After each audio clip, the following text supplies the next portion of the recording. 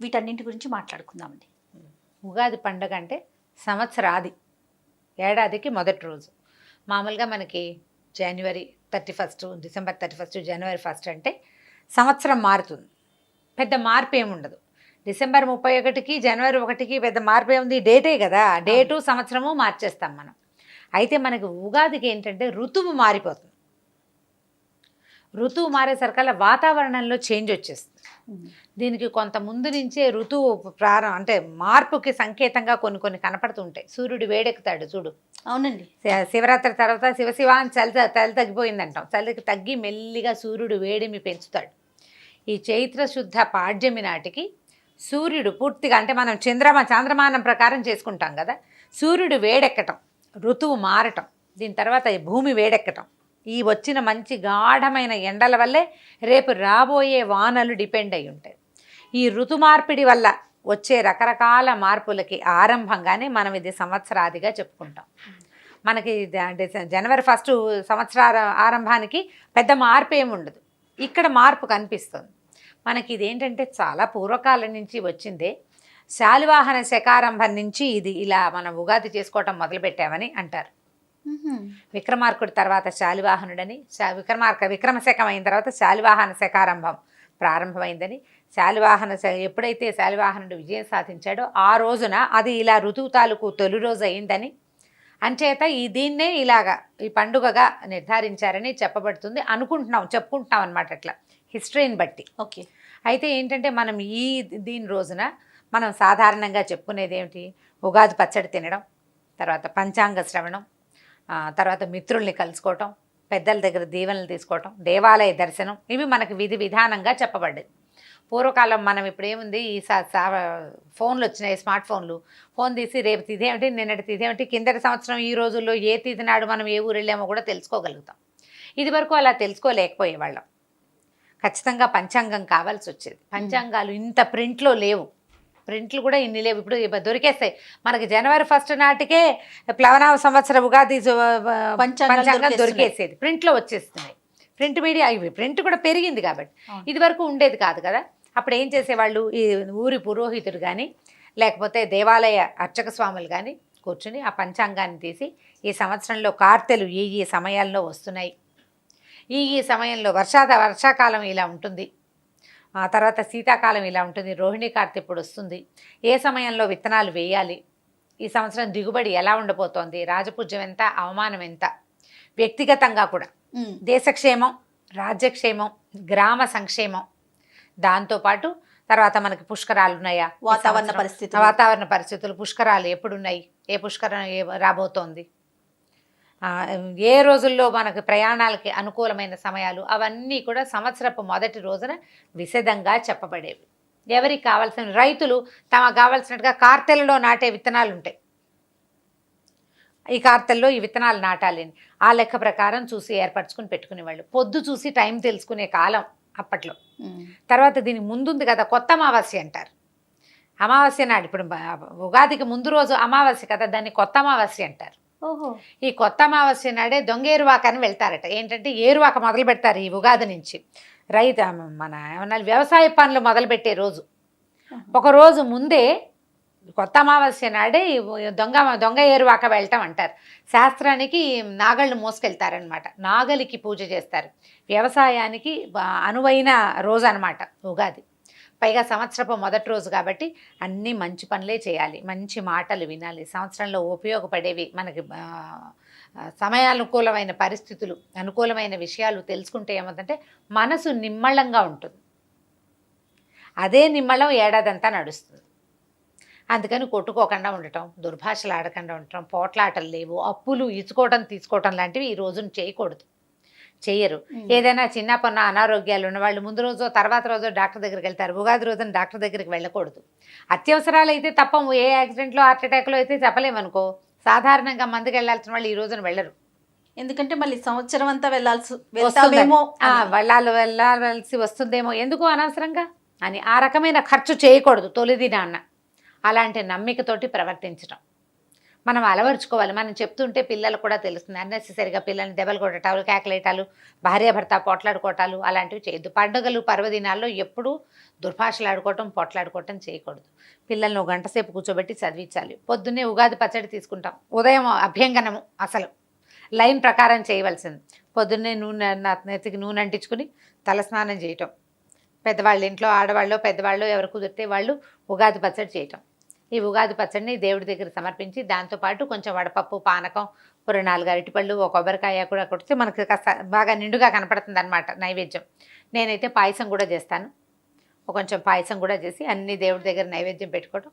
తొలిగా తీసుకునే పదార్థాన్ని ఉగాది పచ్చడిని తీసుకోవటం. షడ్రుచులతోటి ఉన్నటువంటి ఉగాది పచ్చడిని తీసుకుంటే ఇది ఆరోగ్యదాయనిగా ఉపయోగపడుతుంది. ఈ 6 రుచులు కనుక మనం ఒకేసారి తీసుకుంటే మన జీవితం ఈ 6 రుచుల సమ్మేళనం.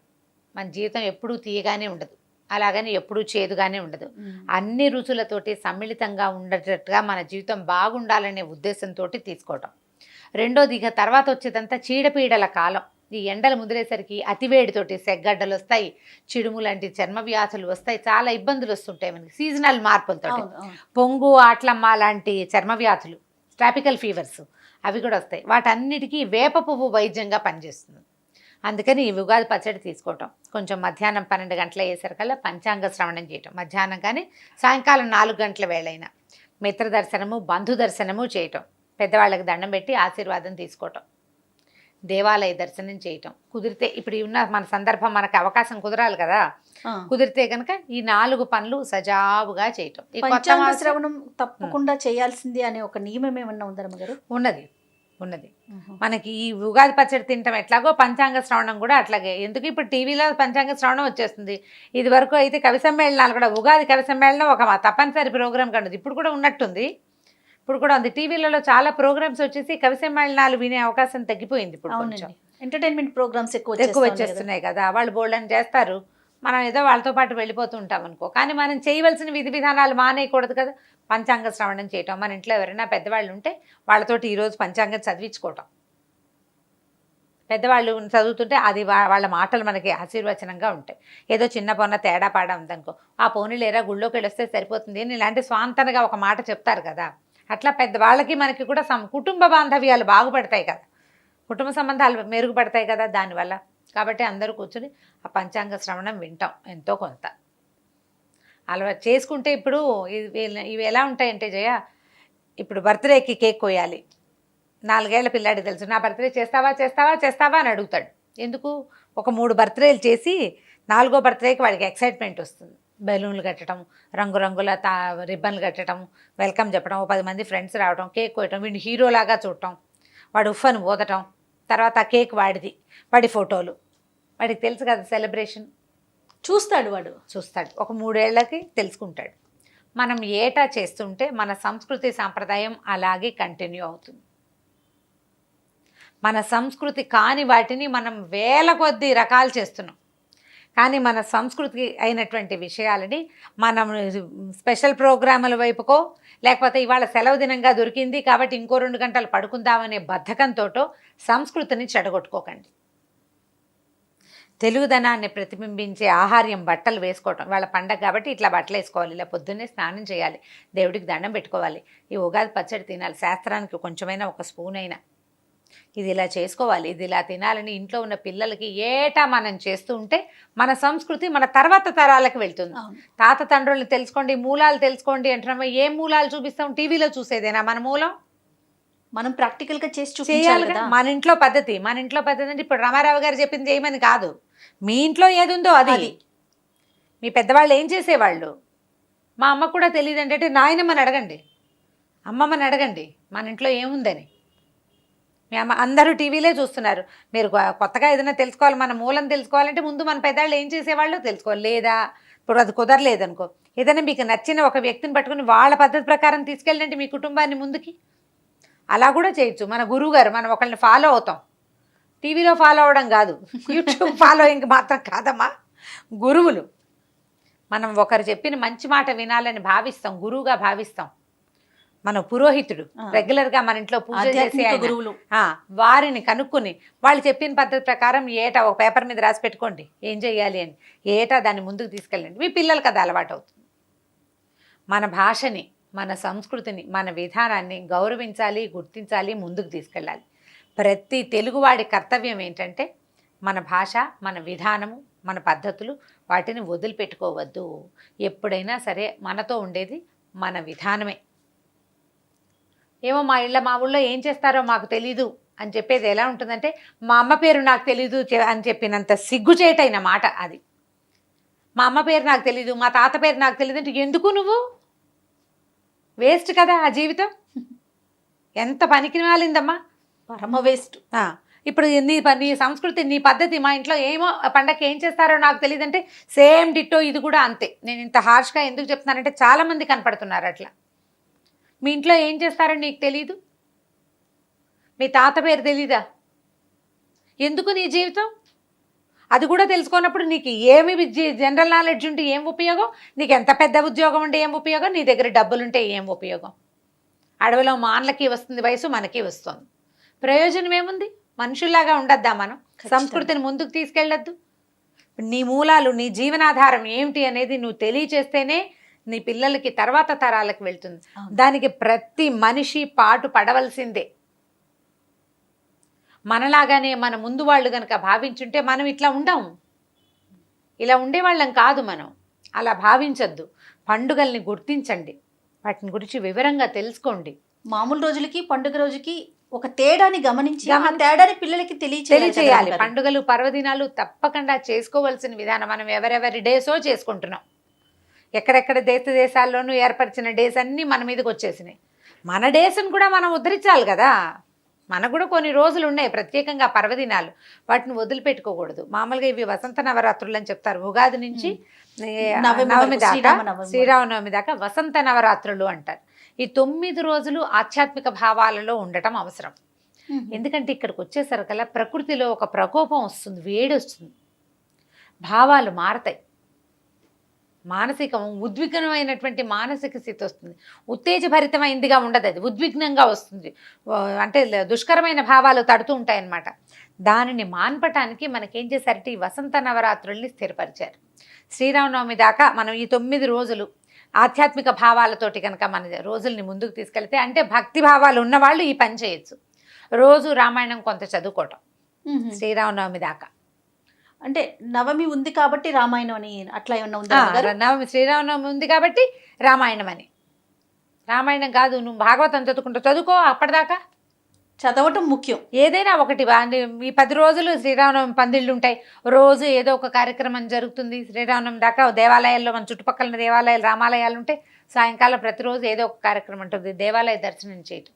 దానివల్ల చిత్త ప్రకోపాలు, రకరకాల ప్రకోపాలు రాకుండా బుద్ధి స్థిమితంగా ఉంటుంది, దైవం వైపుకు మళ్ళుతుంది, ఆధ్యాత్మిక చింతన వస్తుంది.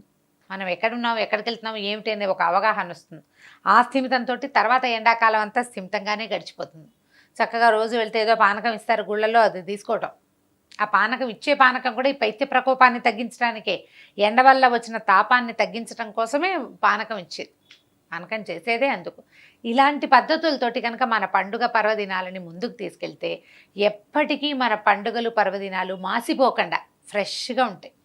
అవునండి. మాయనివ్వద్దు. మన అమ్మకి ఒక ఫోటో కట్టించి మనం గోడ మీద పెట్టుకున్నాం అనుకో, అమ్మదో నాయనమ్మదో, ఆ ఫోటో మాసిపోకుండా తుడుచుకుంటామా లేదా? అమ్మల జ్ఞాపకాలు తుడుచుకుంటామా లేదా మన బ్రెయిన్లో? ఎప్పటికప్పుడు మా అమ్మ అలా అనేది, మా అమ్మ ఇలా చెప్పేది, మా నాయనమ్మ, నేనైతే మా నాయనమ్మని కూడా ఎప్పుడు తలుచుకుంటూనే ఉంటాను. ఒక మాట చెప్పాలి జయ, చిన్నప్పుడు లంగావణి వేసుకుంటే మా నాయనమ్మ అనేవారు, ఎందుకు ఆ లంగావణిలు పొట్టంతా కనిపిస్తుంది, లాగు చొక్కా వేసుకోమనేవారు. ఎప్పటి సంగతి తెలుసా ఇది? 80లో లాగు చొక్కా వేసుకోమని. 1980లో లాగు చొక్కా వేసుకో. లాగు చొక్కా అంటే పైజమా ఇదనమాట, ఏమిటి చుడిదారు. ఎందుకు చిన్నపిల్లగా ఒళ్ళు మీద ఒళ్ళంతా పొద్దంతా కనిపిస్తుంది అసహ్యంగా, హాయిగా లాగు చొక్కా వేసుకోమ్మా. అంత ఫార్వర్డ్ ఐడియాస్ ఉండేవి మా నాయనమ్మకి. మా కజిన్ ఒక అమ్మాయి మ్యారేజ్ ఫెయిల్ అయితే, ఎందుకమ్మా చక్కగా పెళ్లి చేయండి, పిల్ల పాడైపోతుంది, అనవసరమైన చెడ్డ పెద్దలకి ఎక్కడో చోట కుదురుగా సంసారం చేసుకుంటుంది, పెళ్లి చేయమని చెప్పారు. 80 కంటే ముందే, ఇది 70s. సెకండ్ మ్యారేజ్ 70sలోనే, ఎర్లీ 70sలో. అంత ఫార్వర్డ్ ఐడియాస్ ఉన్న పెద్దవాళ్ళు ఉన్నారు మన ప్రపంచంలో మన దగ్గర. పథకాలపై ఐడియాలు లేవు. మా నాయనమ్మ చాలా ఫార్వర్డ్ ఆ విషయాల్లో మాత్రం. సూపర్. భలే ఫార్వర్డ్గా ఉండేవారు. కొన్ని కొన్ని మాటలు ఎప్పుడు గుర్తొస్తుంటాయి. అది ఎప్పుడో మా నాయనమ్మ చిన్నప్పుడే చెప్పించి అనిపిస్తుంది, అది గుర్తొస్తుంటుంది. కానీ ఈ పండుగలు పబ్బాలు మేము ఎప్పుడూ ఏనాడు మానుకోలేదు. అన్ని పర్ఫెక్ట్గానే చేసుకున్నాం. మామిడాకులు తోరణం కట్టడం, బంతిపూలు తోరణాలు కట్టుకోవడం, పువ్వుల కంటే ఎక్కువగా మామిడాకులు, వేప మండలు కట్టుకుంటాం. ఉగాది వేప మండలు కూడా కడతాం. వేప మండలు ఉగాదికి అవే కట్టుకుంటాం. ఈ 2 తోరణాల వల్ల ఏమవుతుందంటే ఈ కాలంలో వచ్చేటువంటి వాతావరణ మార్పుల్లో వచ్చే రకరకాల క్రిములు ఇళ్లలోకి జ్వరపడకుండా ఉంటాయి. 2-3 రోజులు ఉంచుతాం. శ్రీరామనవమి దాకా పచ్చగా తోరణం ఉంచుకుంటే బాగుంటుందంటారు. ఒకవేళ మనకి అవి దొరుకుతుంటే 3 రోజులకు ఒకసారి మార్చి శ్రీరామనవమి దాకా కనుక తోరణం పచ్చగా ఉంచితే హెల్దీగా ఉంటుందట వాతావరణం. మనం వేప పువ్వు తెప్పించుకుంటామా, వేప మండలు కూడా తెప్పించుకుంటాం. 3 రోజులకు ఒకసారి మార్చేసుకుంటే సరిపోతుంది. ఓకే. అందులో పెద్ద శుక్రవారం ఆ శంకలు ఏం పెట్టుకోగలరు. శుక్రవారం నాడు తీసి మళ్ళీ కొత్తది కట్టుకుంటాం కాబట్టి ఏం తప్పలేదు. మధ్యలో శుక్రవారం వచ్చినా మంగళవారం వచ్చినా ఎలా తీయటమో అని ఆలోచించక్కర్లేదు. మామిడి వేప 2 కట్టుకోమంటారా? 2 కట్టుకోవచ్చు. 2 కట్టుకోవచ్చు. అవి 2 కూడా మనకి ఇంట్లోకి మంచి గాలిని రప్పిస్తాయి. తర్వాత ఏదైనా క్రిముల్ని వాటికి లోపలికి రానివి. గుమ్మాలకి పసుపు రాసుకోవటము, వాకిట్లో ముగ్గు, ఈ తర్వాత ఈ తోరణాలు 2 పక్కల ఇంటికి, వాకిలికి, పెరటికి. అంటే ఇప్పుడు పెరటి వాకిళ్ళు పెద్దగా లేవుగా, ఒక చోట నుంచే ప్రవేశిస్తున్నాం. జాగ్రత్తగా ఉండటం, కొంచెం హెల్దీగా ఉండే వాతావరణాన్ని ఏర్పరచుకోవటం. ఇప్పుడు హెల్దీ థింగ్స్లో వేపచ్చడి తినటం కూడా ఒకటి ఉంది. పోట్లాడుకోకుండా, గొడవ పడకుండా ఉండటం, సానుకూల దృక్పథంతో పండుగని చక్కగా ముందుకు తీసుకెళ్ళటం. ప్రధానంగా సైలెంట్గా కూర్చోకుండా మీరు అన్నట్లుగా మన సాంప్రదాయాన్ని ముందుకు తీసుకెళ్లే ప్రయత్నం చేయటం అంతే. మనల్ని చూసి పిల్లలు నేర్చుకుంటారు. అవును. అందుకని కిందటి ఏడాది మీతో చెప్పించినా కూడా మళ్ళీ ఈ సంవత్సరం ఉగాది చెప్పాలి, కొత్త పదాలు వస్తాయి, విషయం పాతదే కానీ అందరికి తెలియాలి అనే ఒక ఉద్దేశం. అంటే అమ్మవారి నైవేద్యాలు కూడా ఒకటి పెట్టుకుంటారు ఇప్పుడు. అమ్మవారి నైవేద్యం పెట్టడం ఏం చేస్తామంటే గోడకి మనకు కొంచెం శుభ్రంగా ఉండే ఏర్పాటు చూసుకుని గోడకి పసుపు రాసి 3 కుంకుమ బొట్లు పెడతాం. 3 అడ్డచారులు అనమాట, కుంకుమ చారులు. 1 2 3 4 కుంకుమ బొట్లు పెడతాం. ఒక మంచి ఫీలింగ్ వచ్చేస్తుంది. అది చూసేసరికి భలే బాగుంది అనిపిస్తుంది. అక్కడ 2 అరిటాకులు వేసి 5 రకాల పదార్థాలు చేస్తాం. గారెలు, బూరెలు, తర్వాత పాయసము, దద్దోజనము, అదే పాయసము, చక్కెర పొంగలి, దద్దోజనం, కానీ మొత్తానికి 5 పదార్థాలు. వాటితో పాటు అన్నం, పప్పు, కూర అన్ని పదార్థాలన్నీ వండుకుని 2 ఆకుల నిండా నైవేద్యం ఏర్పరుస్తామన్నమాట. అది అమ్మవారికి చూపించి 1 ఆకుని చాకలికి ఇస్తారు ఊళ్ళల్లో ఉండే అలవాటుని బట్టి. 2వ ఆకు మనం ఇంట్లో వాళ్ళు పూజిస్తాం అనమాట. అమ్మవారి నైవేద్యాలు కొత్త అమావాస్యకి పెడతారు. నిన్న అంటే పండగ ముందు రోజున అమావాస్య నాడు పెట్టే విధానము ఉంది, పండగ రోజు పెట్టే విధానము ఉంది. ఏది కుదిరితే అది చేసుకోవచ్చు. అమ్మవారి నైవేద్యాలు ఉగాది నాడు పెట్టుకునేదన్నమాట. మన అలవాటును బట్టి. అదే మా ఇంట్లో లేదు, సో మన అలవాటును బట్టి మనం అదే ఇప్పుడు ఎవరిళ్ళల్లో అయినా కనుక ఈ పందా ఉండుంటే చక్కగా చేసుకోవచ్చు. మధ్యలో ఇదివరకు మా అత్తగారు పెట్టేది నేను చేయట్లేదు అంటే తర్వాత వచ్చిన కొత్త కోడలు పెట్టుకోవచ్చు, నువ్వు పెట్టుకోగలిగితే కనుక. మళ్ళీ ఇందులో ఈ ఏడాది చేసాం వచ్చే ఏడాది చేయకపోతే కొంపనిపోతేమో అని అనుకోవద్దు. కుదిరికని బట్టి ఇది వేల్పులు మొక్కులు 1000 ఏళ్ళు అంటారు శాస్త్రం. అదే దండం పెట్టుకోవటమే. ఈ సంవత్సరం కుదరలేదు నాయన, వచ్చే సంవత్సరం పెట్టుకుంటానమ్మా అని ఒక మాట చెప్పుకుని చేసుకోవటమే, పర్మిషన్ తీసుకోవటమే మనం. అంతే. బాగుంది రమ్మగారు. థ్యాంక్ యూ అండి. నమస్తే. నమస్తే జయ.